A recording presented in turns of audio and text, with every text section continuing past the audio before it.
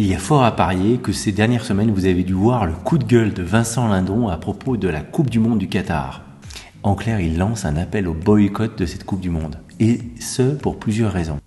Il dit « On est dans un asile géant, c'est incroyable. La même année, il y a des Jeux Olympiques d'hiver dans un pays où il n'y a pas de neige et une Coupe du Monde dans un pays où il fait 60 degrés à l'ombre et où ils ont construit X stades réfrigérés. C'est non seulement une aberration climatique, mais une aberration écologique. Et en plus, il y a un non-respect de l'idéologie des droits de l'homme, a dénoncé Vincent Lindon. » Même si vous êtes des spécialistes du foot, petit rappel de ces préparatifs pour la Coupe du Monde du Qatar. Alors selon TF1, le stade Al Bayt, d'une valeur à peu près d'1 milliard d'euros, soit 3 fois plus que le Stade de France, se retrouve équipé d'un toit rétractable.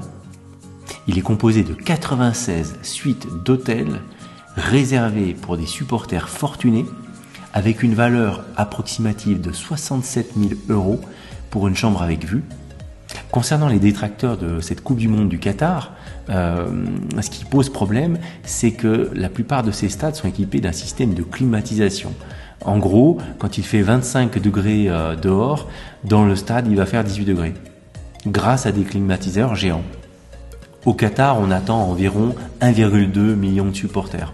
Maintenant, quand on regarde un article de Géo sur l'envers du décor, on y apprend que pour construire toutes ces infrastructures, c'est un véritable désastre humain, puisque le journal britannique The Guardian a avancé le chiffre de 6500 morts, chiffre par ailleurs contesté par le Qatar. Ces travailleurs migrants sont venus d'Inde, du Pakistan, du Népal, du Bangladesh et du Sri Lanka. Dans un même temps, le Qatar s'est engagé à atteindre la neutralité carbone de l'événement. Je rappelle ce qu'est la neutralité carbone, c'est le fait d'avoir un équilibre entre les émissions de carbone et l'absorption du carbone de l'atmosphère par des puits de carbone, par exemple les sols, les forêts et les océans. Nous voilà pleinement rassurés. Le 11 septembre, la ministre de la Transition énergétique, Madame Agnès Pannier-Runacher, dit en substance que boycotter le mondial au Qatar sera sans effet pour le climat. Cet avis est contrebalancé par Eric Aufort, spécialiste du bâtiment au sein de l'Agence de l'environnement et de la maîtrise de l'énergie, l'ADEME, qui, dans l'article de Géo, rappelle qu'à partir du moment où c'est climatisé à ciel ouvert, il y a une perte d'énergie considérable. C'est une évidence et une aberration. La climatisation ne se fait pas toute seule, cela nécessite de l'électricité. Il y a donc des conséquences sur l'effet de serre, évidemment. Et de terminer son article sur le fait qu'effectivement ça peut rafraîchir, mais la fraîcheur ne va pas rester là. Et si vous regardez régulièrement finalement donc les nouvelles, que ce soit dans la presse écrite ou à la télévision, eh bien souvent notre quotidien ressemble à ce type d'informations.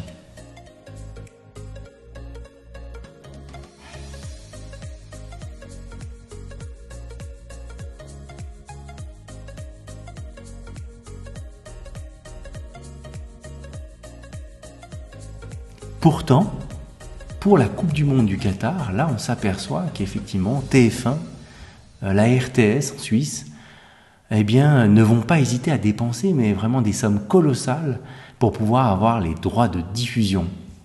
Et oui, ce même TF1 où la ministre de la Transition énergétique est venue expliquer que finalement boycotter la Coupe du Monde au Qatar, eh bien, serait sans effet sur le climat.